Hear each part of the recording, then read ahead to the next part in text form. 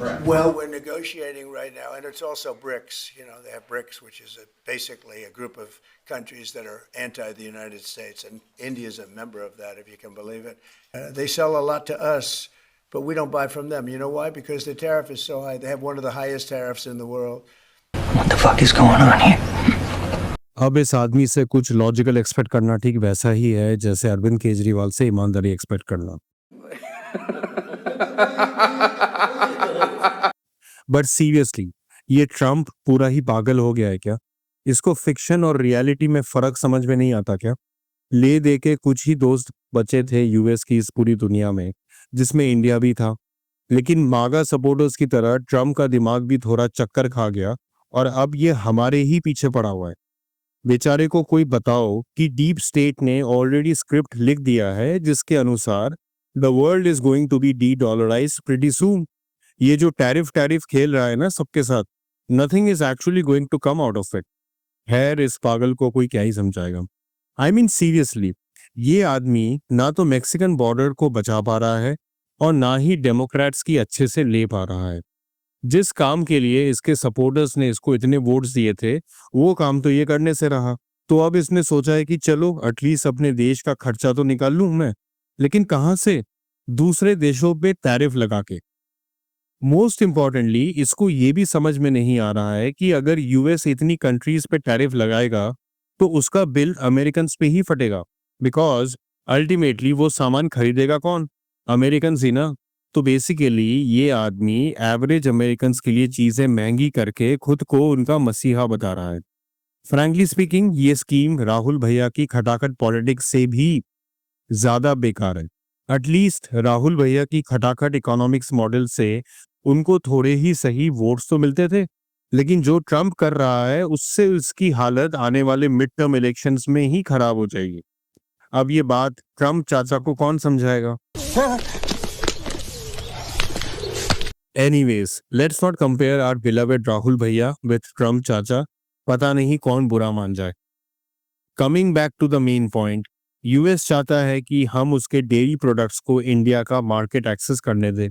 वो चाहते हैं कि हम उनके जेनेटिकली मॉडिफाइड जीएम क्रॉप्स और डेयरी प्रोडक्ट्स को भी इंडिया का मार्केट एक्सेस दें। ये वही लोग हैं जो गायों को चारा नहीं, पूरा का पूरा मीट ही खिला देते हैं, और ये सब हरकतें हमारे देश में कोई टॉलरेट करेगा नहीं। सो बेसिकली वो चाहते हैं कि हम हमारे पूरे एग्रीकल्चर सेक्टर को अमेरिकन प्रोडक्ट्स के लिए खोल दें, जिससे इंडियन फार्मर्स जाए।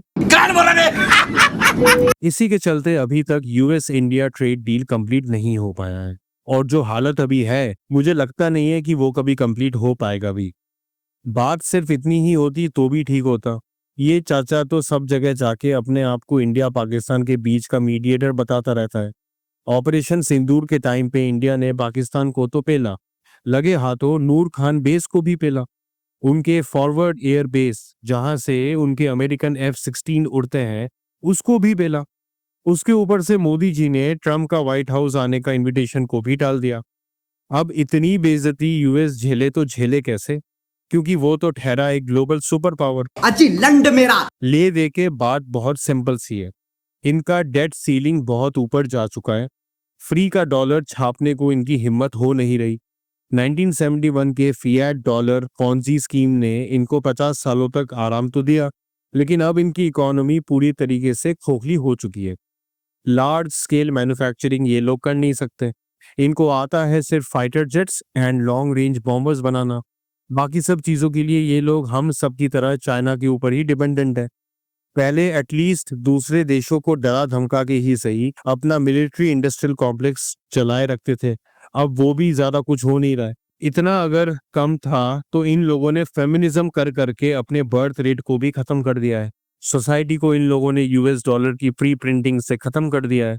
ऊपर से यूएस में ट्रेडिशनल फैमिली स्ट्रक्चर को ही उठा के फेंक दिया गया है, क्योंकि वो तो पेट्रियार्की है, वो तो ऑपरेशन है।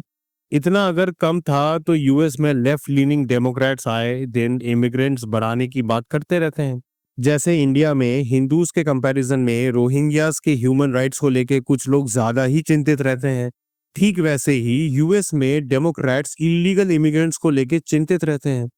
अब वो तो होना भी पड़ेगा ना। जब आपके खुद के बर्थ रेट्स नहीं हैं तो आपको लेबर तो बाहर के देशों से ही इंपोर्ट करना पड़ेगा। इस टॉपिक को फिलहाल रहने देते हैं, वरना कोई इसको रेसिस्ट और होमोफोबिक बोल के चला जाएगा। बात तो सही है। So the bottom line is this, US की हालत खराब है, और सिर्फ इकोनॉमिकली ही नहीं, हर तरीके से, हर साइड से, हर एस्पेक्ट से, हर पर्सपेक्टिव से आगे तो बोल। खराब है। उनको समझ में नहीं आ रहा है कि उनका ये सुपर पावर स्टेटस बचेगा कैसे। बौखलाहट के चलते ऐसी हरकतें कर रहे हैं। But the final question is this, will this be a painful transition for India and the world? Of course yes, हमारे ऊपर इसके नेगेटिव इम्पैक्ट तो आएगा, but future course of action decide करने के लिए बहुत सारे फैक्टर्स रिस्पॉन्सिबल होंगे। लेकिन डरने की कोई बात नहीं है दोस्तों। जब तक राहुल भैया और उनकी इकोनॉमिक मॉडल हमारे पास है, दुनिया का कोई भी देश हमारा बाल भी बांका नहीं कर सकता। If you know what I mean. मजा आया।